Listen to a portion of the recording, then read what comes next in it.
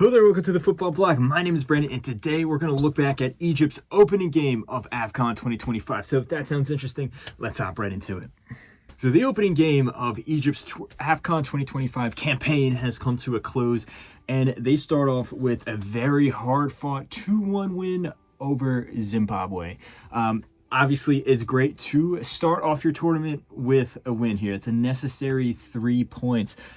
But there's a lot of questions to be asked about this Egyptian team. This performance here was very interesting for many reasons. And I think it can really go either way. This could be the start to a tournament winning campaign, or this could be the start to another disappointing campaign similar to the last AFCON. But let's look specifically at this game, how it all played out. The way that this game started, Egypt they were the one that were creating all the chances. They had a lot of the possession of the ball, and they were getting in some dangerous positions, but no, clear-cut chances, I would say. And the lineup was very interesting, where Marmoush started off at I guess it was a false nine. Technically, he was, at least on paper, he was the outright center forward. You had Ashur as the number 10, or as the cam, essentially, with Salah and Trezeguet on either side of the wings there. And at first, it looked like they were creating chances. Like I said, nothing clear,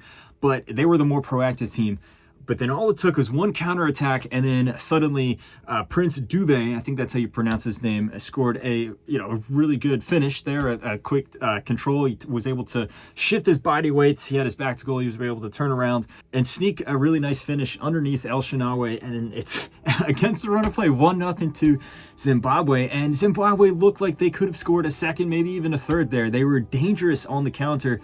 Meanwhile, it looked like Egypt started to panic. They were just lobbing balls into the center, and as good of a player as Marmoush is, he's not an out-and-out center forward. So the coach of Egypt made a controversial decision in the 33rd minute. We're still in the first half, mind you.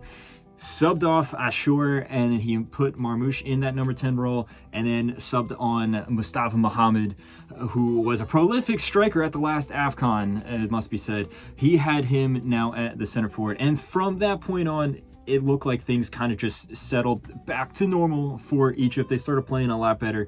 And into the second half, similar to the way Morocco, I think, was a little, first game of the tournament type jitters in the first half. The way that Morocco kind of walked out of that team tunnel there and then really clicked into form in the second half, I think we did see that from Egypt. Not to the same extent, though. Morocco really started going. We started seeing them play some pretty good football in that second half there. Egypt, it was a huge improvement, but you still felt that they could get to yet another level, that they can play even better. Just look at the individual players here. Marmoush did equalize the score. Very nice finish from him. It was ball over the top. He was able to sneak into the left flank there, and then with a near post finish, he sent a rocket into the roof, the underside of the roof of the net. Very good finish from him. But throughout the rest of the game, it just looked like it was a tough game for him. He had some really good shots from far out, but it just wasn't clicking like it has been before. If you look just specifically at last season for Eintracht Frankfurt or for Man City, it just wasn't clicking. It wasn't a bad performance by any stretch of the imagination, but still, it just wasn't really clicking. Similar story with Salah. He had some really good crosses, some cross-field switch of the ball in the first half, but then he was kind of invisible. And then in the 91st minute of the game, it's kind of a hopeful ball over the top. Salah controls it, uses his body expertly, and then with a really expert pinpoint finish, he slots it into the back of the net, and then it's 2-1 to Egypt, and they snatch a win right at the death there with Salah scoring the winner, which is it's really good for his confidence, you have to say, considering the up and down kind of a few months that he's had, particularly the strange situation that he's having at Liverpool, where he hasn't been playing good, and then he also has been left out of the squad, and then there's this whole controversy between him and Arne Slot, and it looks like he might leave Liverpool. There's all that kind of bad blood going on.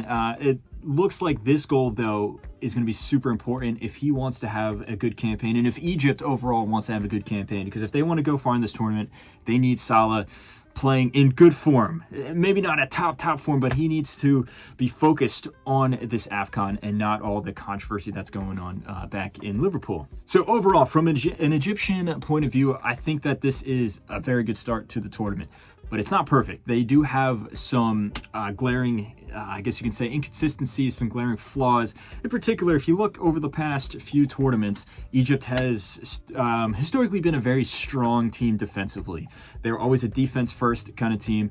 They always had some very good defenders that they could rely upon. El Shenawy in goal is also a very reliable goalkeeper, and a lot of those pieces are still there, but you can see that they have aged. El Shenawy is still starting for Egypt, but he is, I believe, 37 now. I don't think you can fault him for the goal that Zimbabwe scored here, but still, he's not the player that he once was at, say, like AFCON 2021 even, or before that. Some of the same defenders are there, but some of them are not, and even the ones that are still there, they're getting up in age. And I think that was exposed right here, where just the quick interplay, the quick counterattacks from Zimbabwe did open up a lot of chances that Egypt conceded. And you would expect against a better team, they would put a few more of those away. The flip side, though, is I think Egypt going forward is significantly better than they were in the past few tournaments. Salah, yes, he's in kind of a strange spot right now, but he's still a world-class player. And then you also have to look at the form that Marmoush is in. Ashur is also, staking his claim, getting more and more minutes in the national team. They also have Trezeguet, Zizou as well. So going forward, I think that it could offset the aging back line there. And that's something that if they want to go far in this tournament, that's another thing that they really have to solidify, that they really have to build on. And, it is very possible. This game indicated that it is very possible, but they still have some work to do. As for Zimbabwe, this was a good performance, I thought. Obviously, there's a huge talent gap between them and Egypt, but it was a good showing. Like I said, they opened the score there. They kept it close for the entirety of the game. They would feel hard done by that they didn't come away with the draw, especially when you consider that a lot of the third place teams in this tournament will go through to the knockout rounds. I think they have a really good shot of making it through to the knockout rounds. It'll be very interesting to see where they go from here.